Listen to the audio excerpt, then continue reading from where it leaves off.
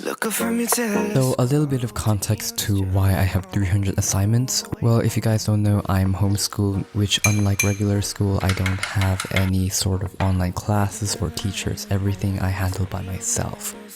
I am given my assignments and my curriculum, and I have to study all of them by myself. There are deadlines for the assignments, but it's not too strict, and it's okay if I'm overdue on some assignments. That being said, I have now 300 assignments overdue, and I have to finish them in a month. Yay me. So, anyway, let's talk about what I do before studying for such a long period of time. Well, so the main thing I focus on is sleep. I can't stress how important sleep is. Sleep is literally everything. I can't go on in a day without enough sleep. I try to read before sleeping. I try to turn off all of my things before I go to sleep so that I can sleep better. Turn off all the lights and drink a warm cup of milk, which would be very helpful. Another thing I do is I plan ahead, totally. So productive, I know, right? Mainly I use to-do lists. I try to identify what I will be studying in the next day. So like for example, so tomorrow I have to study this, like chemistry, I will study this blah blah blah. Then I will study some sort of math, and then later I'll do English, and then stuff like that, you know what I mean. That way you don't feel very lost when you're studying for such a long period of time, and that you have a clear structure to your study day. What I also do before studying for a long session is I make sure I do chores, and I make sure I clean, I eat, I brush my teeth, I prepare glasses of water, I take care of snacks, because before doing such a long study session, I want everything to be perfect. I want no worries to be there. So yeah, chores, hygiene, all that kinds of stuff before I do my study sessions. Alright, now we're going to be talking about how I study for such a long time. 14 hours, that is a long time. If I sleep for 8 hours and I eat for at least 2 hours for my meals, that gives me 14 hours left for the day. And to keep my energy levels normal and not fall into depression and take a nap, I use the Pomodoro method, but not your typical Pomodoro 25 minutes method. Instead, I use 50 minutes and then 10 minutes break. I feel like 25 minutes is way too short, especially when you're in the flow state.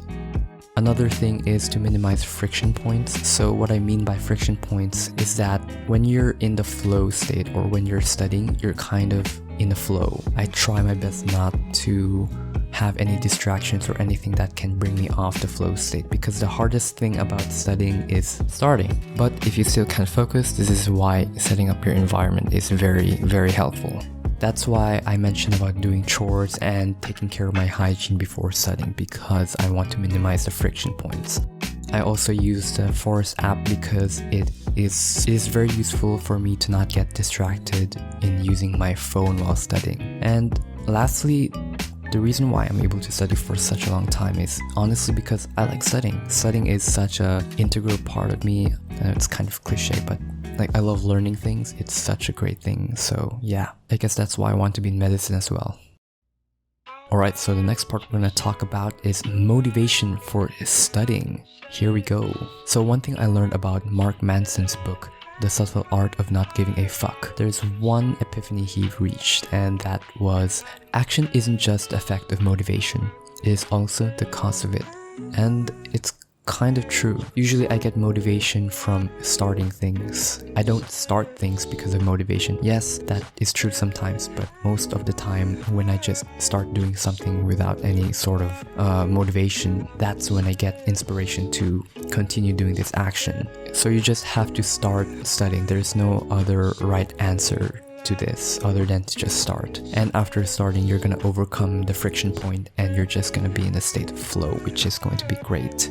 Of course, you can do many things to mitigate the effect of not wanting to start studying. So you can do chores first, you can wake up early, you can walk outside, all that kinds of stuff. And lastly, the most important part, you don't have to study for 14 hours. I don't have to study for 14 hours. Studying long is very, I have mixed feelings about studying for such a long time, because I see a lot of YouTubers doing like 10 hours studying every day and 14 hours. Don't get me wrong, students like in medicine, law, etc., most of those students require that amount of time, like they really need a long time to study. And yeah, they need that time to study them huge amounts of information. But to make that the standard of productivity is just wrong. Like if you study effectively for like 4 hours or 3 hours, like, even 2, if you get the same level of studying as others with 10 hours, and that's great. You don't have to study for 10 hours. But I feel like having that much time to study is great in finishing everything much more earlier. But the most important part is that you should do what's best for you, and you should not let the 10 hours, 14 hours videos on YouTube demotivate you. I know this is sort of a hypocritical thing to say from this video title, but yeah. But anyway, my study session's almost finished, and I'll see you guys next time. Bye!